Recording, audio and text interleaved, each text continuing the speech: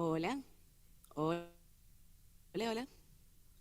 Muy buenos días para todas y para todos. Muchas Good gracias por morning, ladies and gentlemen. Thank you for being here with us in this last day, this last de la décima of the Semana de 10th Energía week of the energy, organizada por la organized Organización by the Latin Internacional de Energía y el Organization Ministerio de of Energía de Chile.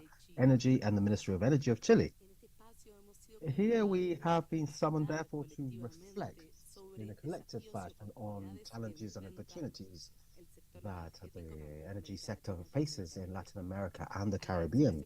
We'd like especialmente to a thank todos nuestros especially panelistas, all our a panelists, los del día de hoy, especially moderadoras, compañeros, moderators, por su generosa well, participación everyone for y their por supuesto a todos ustedes por participation and all of you for being here with us.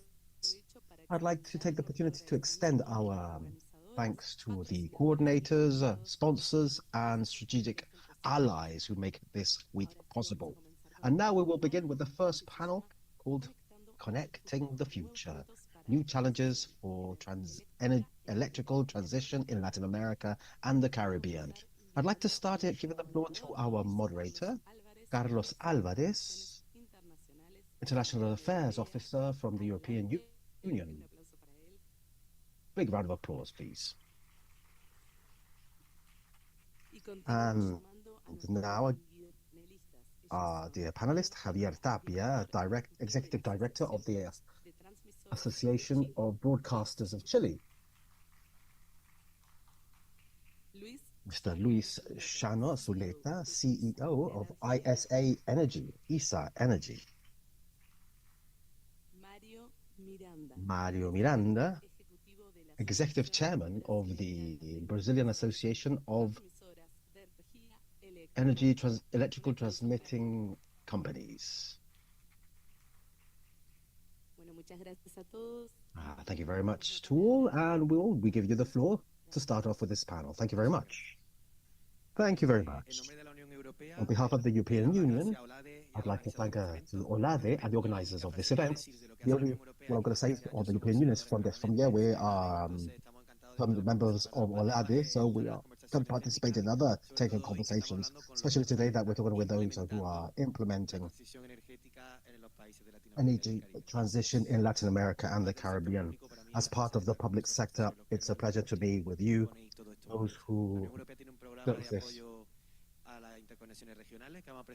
We will present in the EOC, LAC in Santa Marta, everything that we learned from this panel. So I will convey this so all programs that we do in cooperation make sense. So directly, let's go straight away. I'd like to tell Javier, therefore, what are the main projects for transition that we have in the pipeline, and if you could analyze what are the most important ones that have more strategic planning. Thank you very much. Good morning. Thank you very much for the invitation. So,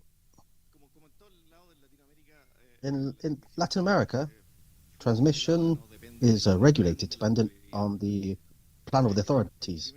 So the first message beyond central projects is how this plan, to show how this plan's been going here in Chile.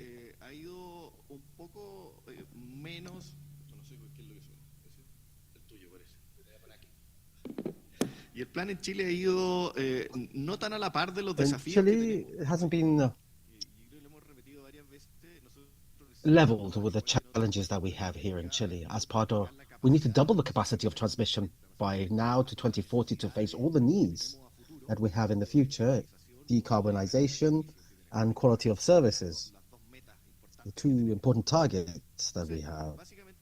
So basically we have works every year in this plan, different work that we do, but has been maintained by maintaining the historical. We're talking about $350,000 what we're spending, things that we always do. Larger peaks sometimes, depending on the works, but they have had this trend. The first thing, therefore, is that the plan is a bit short regarding the needs, falls short.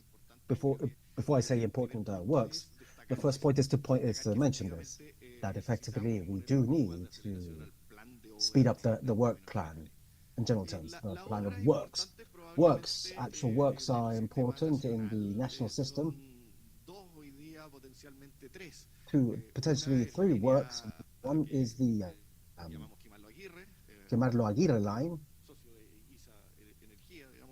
ISA Energy is one of the partners. It's a transmission line of 1,500 kilometers. It's a transmission line which is, we built it here in Chile, pretty long due to the geography of the country. It's very long, 1,500 kilometers, approximately more than 35 districts, $1.5 million investment. And the best thing is that it's our first HTDC line. It produces benefits of different types. It will allow to unload the traffic, but it has social benefits as well. Requires less towers or different types of towers than AC, different to AC. So basically it's going to break things out. It's going to really be very, very interesting here in Chile. Another line which supplies the center, south, and southern part of Chile. It was approved environmentally. It has an investment of $350 million approximately. It goes through two of the most busy areas here in Chile with more issues, the region of the Maule and Ñuble. It's a 220 circuit with 66 branch lines. It has been approved environmentally not long ago. It's within the process of obtaining its RCA within the next couple of days. So these are two lines that have a environmental resolution certification, or they will have it, or RCAs. We have to progress with these two importantly. And the third one, from the point of view of national lines or branch lines here, or trunk lines, these are ones that at least were in the plan this year. It's a new HEDVC lines towards the south that was within the plan, but unfortunately, due to processes here in Chile, it's not a work that's going to be carried out this year. These are not works that if not, we're going to see if we're going to incorporate it in the following plan next year. We have a panel of experts, some sort of a committee which decides on these. And the committee decided that the works need improving yet in its plans. The works will not be going on this year, but we do believe it's a very relevant, important work to be done. We need some reinforcements towards the south as well, and it's going to be our second HDC project. Now, what we call the subtruncal, the sub-transmission, let's say another branch, let's say branch line, we need a very important works there as well. We don't have redundancy in these transmissions. Generally speaking, in central system, we do have redundancy, so therefore it works with a very good level of safety, but the level of transmission, we don't have it. So we do need reinforcements in important cities and focus on sub-transmission efforts. We have many cities that depend basically on one cable, but these are important they're capitals, very important cities, capitals of different regions of the country that will depend on infrastructure, whether it be cable or whatever, depending on the infrastructure, but it's very fragile. So when we talk about the fact that we have to increase the capacity of these are things that we're working on, especially on matters of sub-transmission, backbone, or trunk that will need these works. But it's sub-transmission, really. That's where we need a bit more reinforcement. And we need a plan to be updated as well, because we're not up to date, up to speed. Thank you, Javier. I'd like to... Here's Mr. Zuleta, could you please tell us what are the main projects that you're carrying out? What's the overview here in Chile? I'd like to deepen a little bit more if you could explain the challenges as well. Tell us a little bit about the challenges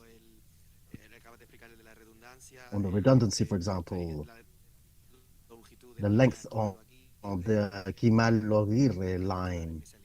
If you could just tell us a little bit more about this, the main challenges here in Chile. Thank you. Good morning. Thank you. It's a pleasure to be here. Thank you very much.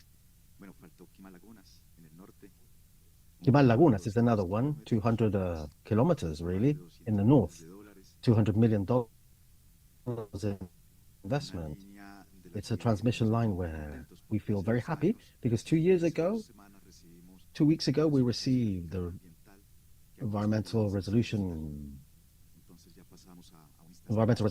So therefore, we are starting construction here in Chile. They're developing public policies that has given a huge step forward very recently. It has been known as the law to reduce between 30 and 70 days now for permits for works of infrastructure. Within this line, we didn't have the benefits of this law. Nevertheless, with everything, we obtained this RCA very successfully and in good due date. So here in Chile, we have been in here 12 years. We arrived with a very long line called Polpaico line from the north and center south of Chile. Then I'll tell you a little bit more about the benefits. And this line started operating in 2019, so we've been operating about 5, 6 years now. Back then, had assets for $1,500 million. And in our pipeline, we have constructions by $1 billion, really. We have included the participation as one of the three members of the Quimal Loaguirre mega line.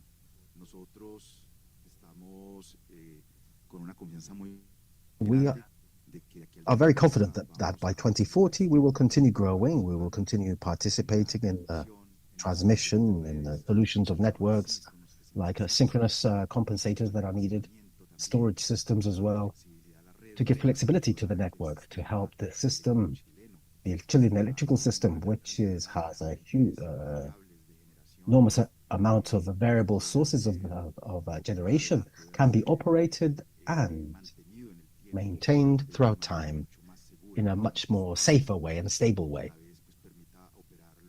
which will allow to operate them within these conditions, and that these solutions of the network towards the future, we who are in this transmission will can actually supply the energy necessary. That's our sort of footprint here where we're heading. We are very interested in these lines that was mentioned by Javier towards the south of the country. We do believe that even though it's it's a shorter line, 400 kilometers only, compared to the mega line Quimal Loaguirre, 1,400 kilometers, it has similar costs due to the environmental challenges mainly. Well, converting stations, it doesn't matter if they don't care. They're going to cost the same, doesn't matter if it's long or short lines. But nearly half the project could be the cost of the converting stations, because we're talking about 3,000 megawatt lines here. Nevertheless, we are waiting for this to be a startup. And to tell you a little bit about the footprint here in Chile, when the Cardones-Polpaico line started off in May 2019, there was a report issued by the IDB. It's two people, two messages by Manuel Eguiguren, a Chilean economist, the two reports, and by Arturo Alarcón, who's a doctor in electrical transmission, PhD. Where are you? There you are. Just allow me to mention a couple of things over your minutes, sir. And you and your colleagues that were very good, this report, so we can understand the impact in Chile of the transmission issue. It says, in May 19th, they analyzed 60 days backwards and 60 days towards the future after the startup of the operation. And on average of cost, 60 days back in the past, the difference now between the cost of the north and the south was $34 per megawatt hour. That's more or less 50% of the average price in the south. And immediately, in other words, the generation in the south of the country, of Chile, before, it was 63%. The generation of the south regarding the generation of the whole country. And then when the line started off, it went to 54%. The cost of generation went down in 8%. This is the impact of integrated two markets. This is the impact of one line. It's about 700 kilometers. But it allowed the generation that had been installed already to grow in contribution to the country, or supply, 180% increase of supply. That's generation.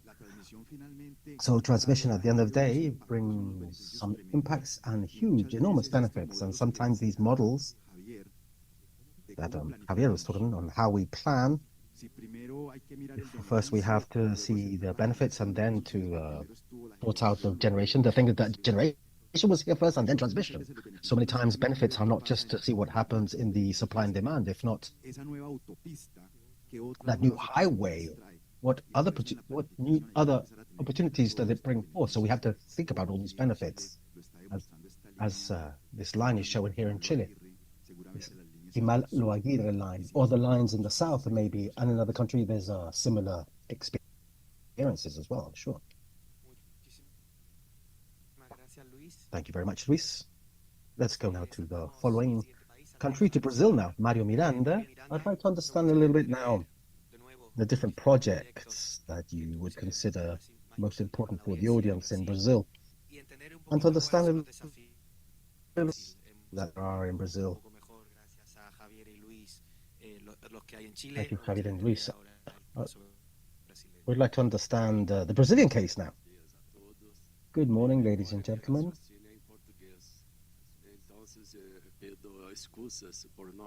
I'm very sorry for not speaking Spanish, the language of Gabriela Mistral. I'm going to try, but thank you very much to Aladi for inviting us, and thank you, well, being here with our colleagues. The government of Brazil has intensified the energy transition, mainly in the wind farms and the solar plants. In 2022, it's gone up to 2024, the investments of around $16 billion. $16 billion in 3 years. So the current for the northeast to the northwest can increase to 3 gigawatts to 5 gigawatts. That's what we're building right now for energetical transition purposes. Also, we are increasing the transmission lines in the northeast sub-region of with the frontier with Bolivia, Rondônia province, due to the climate change. So huge hydroelectrical plants there in Rio de Madeira, or Geral Santo Antonio as well. It was 0 cubic meters per second. That's how the transmission was. These are 7,000 megawatt generation plants. So the other challenge of Brazil is to increase the transmission line of the currents from the southeast to the south of Brazil in 2 gigawatts due to the climate change also that we have had, because the south of Chile, it makes sense to use, because we inaugurated the latest transmission line that was needed to be integrated completely in Brazil. Is the transmission line of the state of Manaus in Amazonas until Boa Vista, the capital of the province of Roraima. But it's been had many complications because of its neighboring country, Venezuela. So now Brazil is totally integrated at an international system. But beyond this, Venezuela, Brazil, Paraguay, Uruguay, and Argentina are all connected as well. So for us, this is a huge challenge that we are facing. The works on transmission that were published this week already has shown the transmission lines of Brazil for Bolivia also to connect Santa Rosa, La Sierra area of Brazil. In other words, everything that we're talking about, we're actually doing it in our practice. That's the positive things that we're doing. Thank you very much, Mario. When we were here last year, in Energy Week Paraguay, we went to Itaipu. They told us that it's Portuñol, Itaipu. They speak Spanish and Portuguese. In the plant, in those bordering countries, they speak a lot of Spanish and Portuguese mix. It's called Portuñol. I'm very sorry that I don't speak the language of Fernando Pessoa, Portuguese, but thank you for explaining everything. The line of Brazil, the line of Manaus, the hydro plants, the $6 billion of investments as well. And thank you very much, Mario. La parte de planeamiento. Entender, en We're vuestra now going opinión, to talk about planning. empezaremos con Javier. 3 minutos cada uno. 3 minutes each. ¿Cómo ves? I want to know, how would you see the planning in Chile and Latin America on electrical transmission here? ¿Qué se puede fortalecer? What is needed también que ya se estén llevando a cabo de manera positiva. And what is Muchas gracias. being carried out over there positively there in your country? Bueno, gracias. A ver, lo primero probablemente es algo que decían hace un par de sesiones, ¿no? Que decía Marcelino Well, del BID. what Marcelino was saying from the IDB, Planeando es poco, what we're planning is not very much, really. lo estamos construyendo. Es una buena frase. It's a good phrase now because that's the reality, and the reality in many countries as well. So what we have here actually is an issue. We have a legal issue. We have an annual planning. But if you look at the law, they last more than a year. We start off with a different contradiction. But if we add up all the due dates, we have issues with design, so we're always late. So we always have delays, even if we want them or not, and that's the main issue that we have to sort out. Something is not working. So what do companies face with this planning? Basically, you have a planning for 2023. This is delayed, then start off 2024. It hasn't finished 2024. Therefore, it doesn't. Well, not we won't able to finish the other two plans. So the same companies are facing three plans, trying to propose works to the regulator for three different plans, without knowing whether the works were included in the plan or not. In another plan, maybe. Also, we have a very centralized planning, as it's the right thing according to literature or what is necessary. And we have certain, well, we leave the plan sometimes, certain possibilities that the works enter through other means more urgently, which is also a correct design in this sense.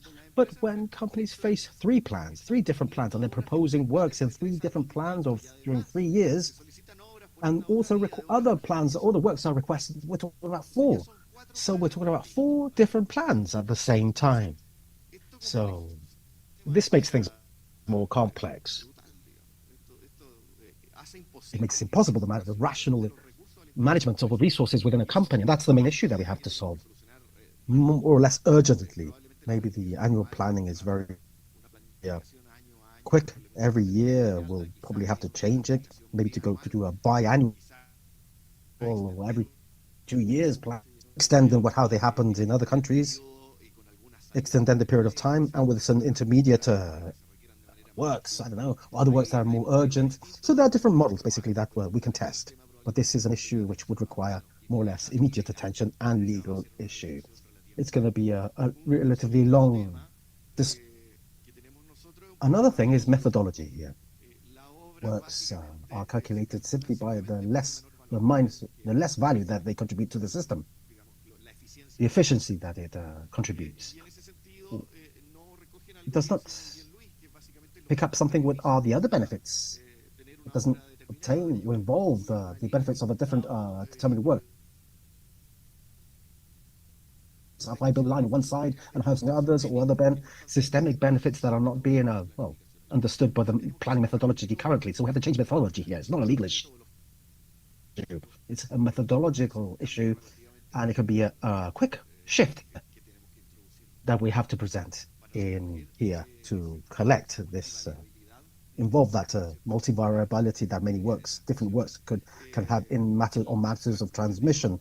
The plan, as I have said, also it's a plan that's a bit left short according to the needs that we have as a country, and life way on how we can have certain consensus. And this is the third line of action, certain concessions on what do we need and what we don't need. How do we convey the benefits to the consumer? What means of payment do we have? Because what's happening is that as all transmission in Chile is paid by the demand, we have a lot of contradiction on the interests of the demand, the large customers and clients, and the interest of the development of the country due to the infrastructure of transmission. So I'd say that we have these three challenges: one, a legal issue or processes, this annual I have a methodological challenge, and a third challenge which has to do with a way of payment and reimbursement that can generate some sort of consensus on the works that we would need. So I believe that that in general terms, those are the challenges that we have in Chile or the planning. But it's not different to the challenges that Latin America has in general. We're all in the same boat here. If I could just add another thing, is how we include all the environmental analysis to planning as well. This is something more in the long term, but planning here in Chile, very much separated than other systems on the environmental variable duality. It's something that delays works as well, but don't produce the consensus necessary on what we have to build or not. And it's social environmental challenges. It does not allow the agreements on the benefits that the transmission can bring to the country. That's yeah. Hey, thank you, Javier. We'll continue with Chile. Luisa, CEO of Vitanca in Chile. Can you tell us a little bit about what is your opinion, your perspectives on planning? Okay, I would like to second what Javier mentioned. But I would like to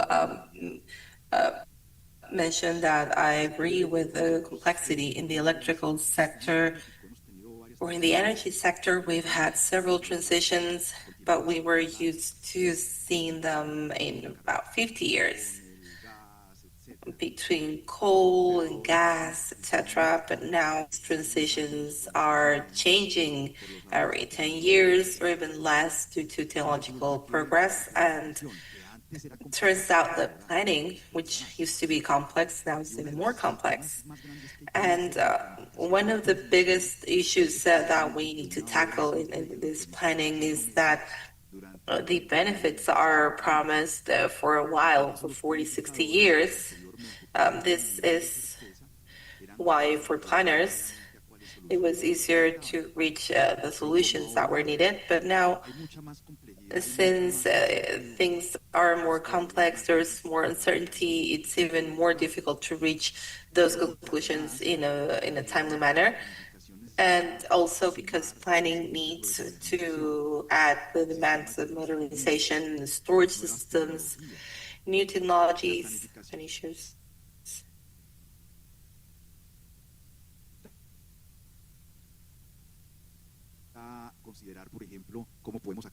We also need to consider what happens with countries and how they plan, and we need to adapt our networks to climate change, and that is also important. And if I need to adapt something that is going to take 2 to 4 years, that grid is out of service. And if that happens, then we need to plan it with time.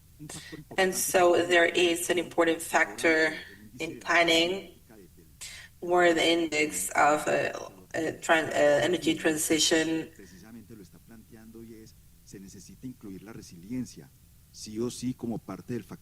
and we need to include resilience.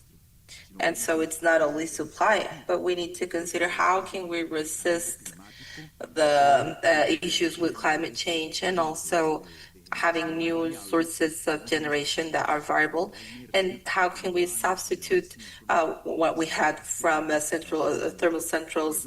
And that is, we as planners, we need to consider resilience when it comes to the synchro output. And we talk about grid forming, which could be part of some systems that are based in investors, but many countries have been making progress in transition, but we were all learning, all of us.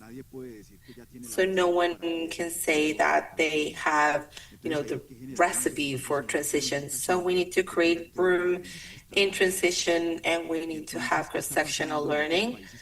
And so what have we done with the synchronic organization? Well, we should learn that too. And how are we going to do that? It's important for this integrated planning to consider this. And I'd like to end with this. for planners. I understand that we need, I agree with what Javier said and the methodology, but there's a safety factor that we always need to use, and it's about not over-investing in transmission because that is what pays the demand.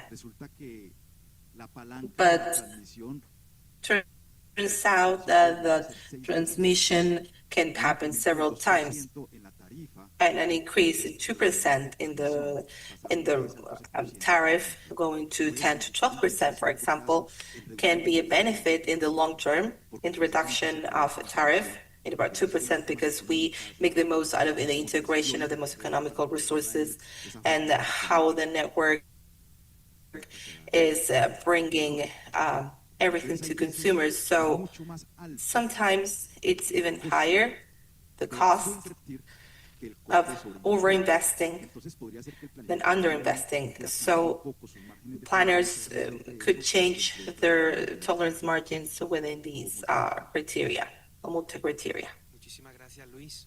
Thank you, Luis. Well, as Europeans, synchronic and the Iberian Peninsula was shut down for an entire day, and we're still trying to understand whether that had anything to do with it. So we're fighting the same battle. And Mario, will continue with you. Thank you. Planning, and if you'd like to share so that we can continue with the next part of the panel, the financial part. So what else can you mention about how to this project? Thank you. I will not talk about planning as done for adding a reality on the plant work. I'm sorry, we are not hired for Portuguese, but I'll do my best. And so these are big challenges. And for Brazil, we have a plan for expansion, and the transmission lines are planning that is mandatory. And so the planning in the generation, it does not matter whether we connect it, because we will guarantee that we have the transmission lines and the infrastructure.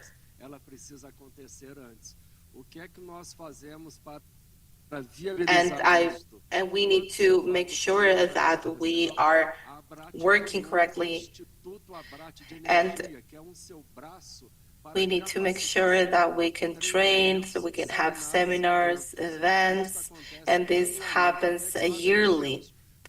And so we need to invite all government organizations to participate and to debate on the implementation and planning, because usually each of them works on their own space and they don't talk to each other. That's very normal, and that's what we have seen the most. And so in that way, in the industry, we have companies for energy research, and the Environment Brazilian Institute took all the transmission lines, and they took photographs, and they were checking oil and gas. And so they started working in planning so that they could start with the transmission planning. And of course, we have to consider every government agency, and we had to put everyone. And so we started doing research, because concessions for transmission in Brazil, they are forced to a percentage of the liquid oil in 100%, and we were adjusting with these companies and working with national operators. We worked on certain matters where we were contributing. And so we were talking about energy storage, which is not easy. It's easy for generators because they manage the transmission line. But for the transmission, there are matters of flexibility, reliability, and so this is very detailed. And this way, we were able to gather all entities, and that was a big challenge. But it was very interesting to be able to do that. And in terms of financing, we've had some issues because we don't have a bank that provides financing. And so the state model, it was only financing partly. And so there's private banks that are participating. And mainly, we wanted to have an incentive on infrastructure so that everyone can participate in a transmission line project. And so you could just invest and don't pay taxes in Brazil. Therefore, it's we want to work more democratically, and we can make sure that there's more private participation.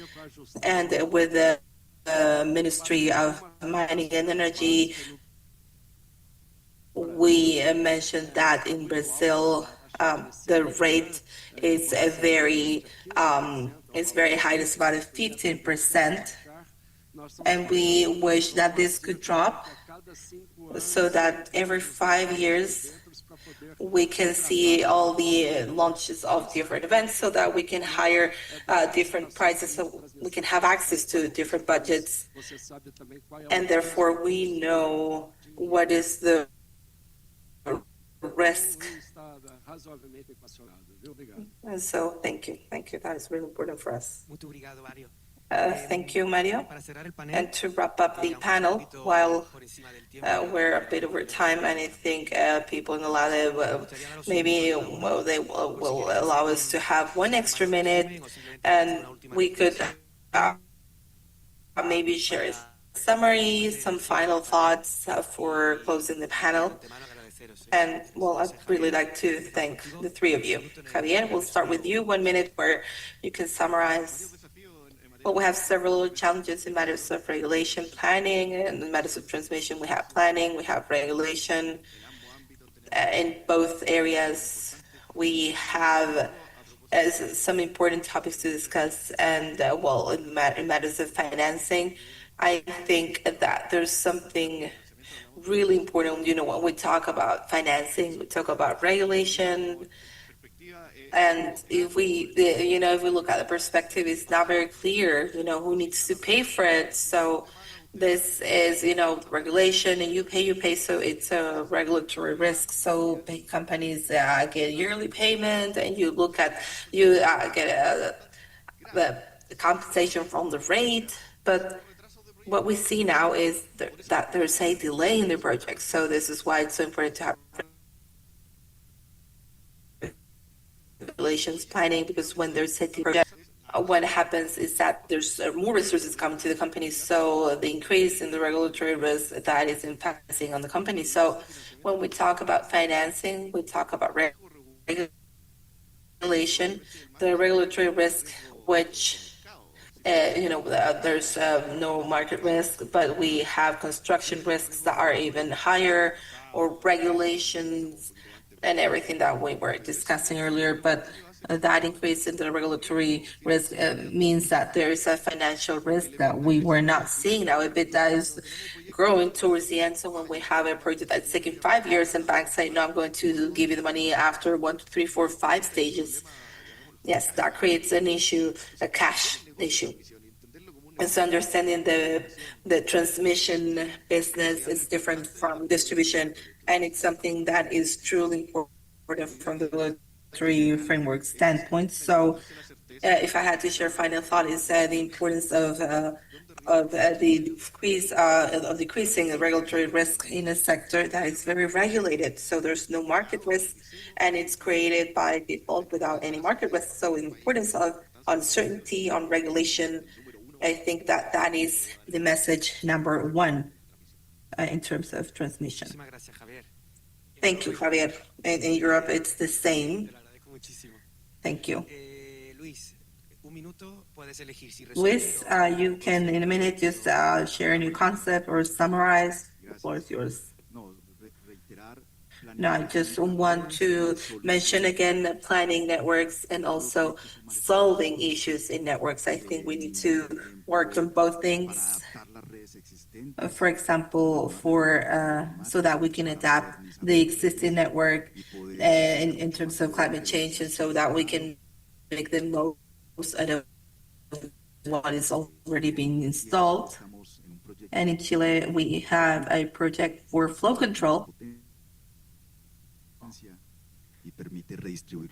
and that allows us to redistribute flow. So, electrons would go wherever they want, and now that's now no longer the case. So that was called the waste of electrons. So I think network planning or grid planning is important. And a final message, well, the regional electrification. And I want to mention what are the benefits in the markets in the north and the south of Chile. So imagine that at a Latin American level. So this is why it's so important to continue insisting on regional ethics, and that is why Chile was added to the regulation so that we could start with the regulation. And it's such an important topic for Latin America and the Caribbean. And in terms of what this has to do with it, I think that Javier mentioned it quite clearly. In June 2024, we see that this is something that we should all consider. If in Latin America we have solution to global problems, why is it that financing rates are higher than in developed countries? So what can we do for that? Because you work in a transmission project, when the project is good, then of course we see that we can help with the project. We'll go to international banks everywhere. But finally, this is for Latin America. And how come is it so difficult to have the same rates as in Europe? We know that we have differential risks that could be higher as a country, but there are countries with public policies that are steady. We do have that, and we could get the jurisdictions as we are expanding the networks and the network solutions. Mario? Well, thank you, Luis. Mario, just 1 minute. Can it be about 41 minutes, 20 seconds? Yes, yes, thank you. We are facing an energy transition, and it needs to be a just transition, but the prices for consumers, it seems like it's not fair. And in Brazil, there's a strong policy for subsidies, and they only reach investors and not to consumers. And that makes me think that if a company is efficient, they don't need that. And if they are not efficient, they don't deserve that. So we need to be able to work with subsidies for a determined amount of time. And the thing is that energy transition is providing electric planning, and we need to provide energy without energy blocks. And we need to understand that we need to have better new equipment, because solar power, wind power does not control the tension or frequency, and it's activated for an important amount of time, but just a limited amount of time.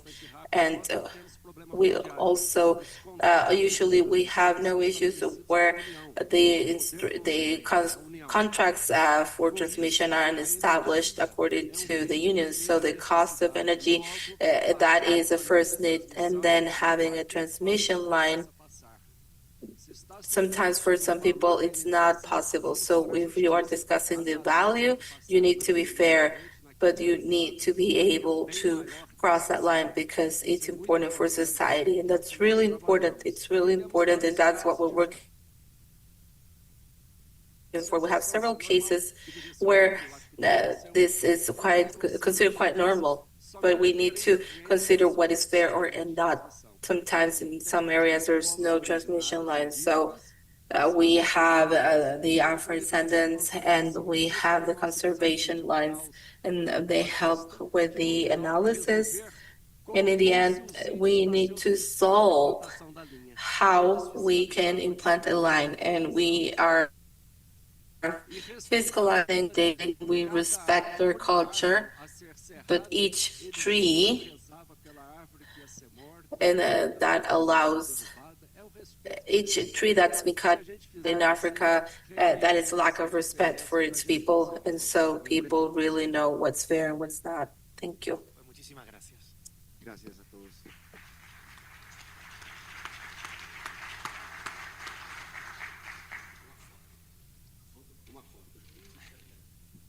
Muchísimas gracias a Thanks to nuestros our panelistas, a nuestros panelists, our moderator. Eso. A sacarse una foto antes de You're continuar. invited to take a picture before we continue with the next panel.